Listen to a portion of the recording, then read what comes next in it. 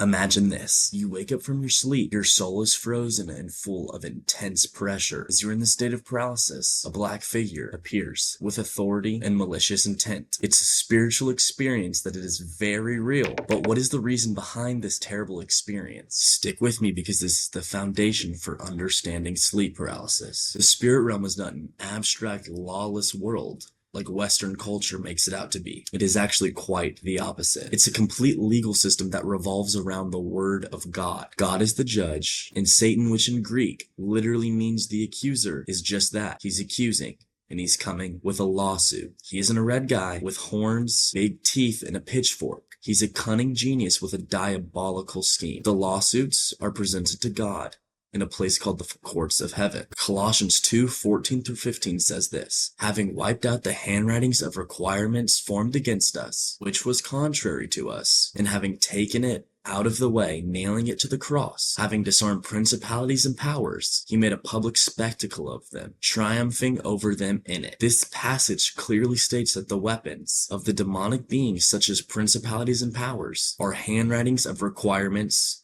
or simply lawsuits. Whenever we step out of covenant with God and don't follow his word, whether we know we're stepping out of it or not, and we sin, these demonic entities write lawsuits, and lawsuits that are legit because we stepped out of covenant. This is why it's so important to read the entirety of the Bible and know it well, so that you might be able to prevent these lawsuits. And the lawsuits work because God never breaks his own rules. So if the demons play by them correctly, they're able to gain this legal access to us.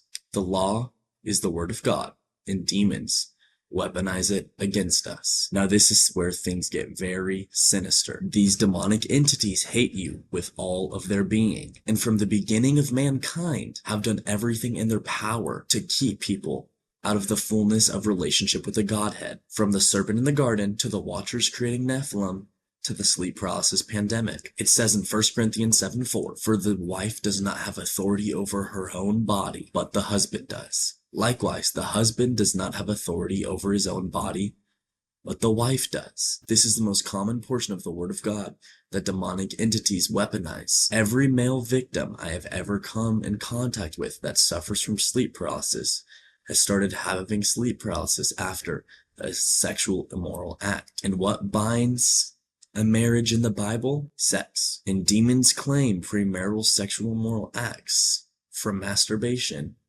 to premarital sex, as the legal binding of their marriage with their human victim. And because they claim marriage in the spirit by the binding of sexual acts, they now claim legal authority over their false husband's wife or body, and they trap them in the second heaven, in a space or dimension called the astral plane, where demons reside. Paralyzing the victim, they claim legal ownership by weaponizing the word of God, and the sleeping victim wakes up, petrified by fear, looking at their demonic false spouse looming over them with bloodlust, drooling with excitement of getting to torment a soul. I'm a deliverance minister, and I have many clients with this exact problem. And if that's you, or you have other forms of demonic oppression, or even so much as possession, email me at witten@kalahministries.com. In that above Colossians passage, Jesus wiped the handwritings of requirement out that was formed against us by principalities and powers, and he made a public spectacle of them. Freedom can be found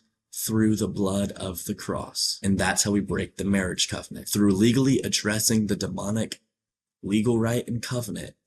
In prayer, we find freedom through the cross of Jesus Christ.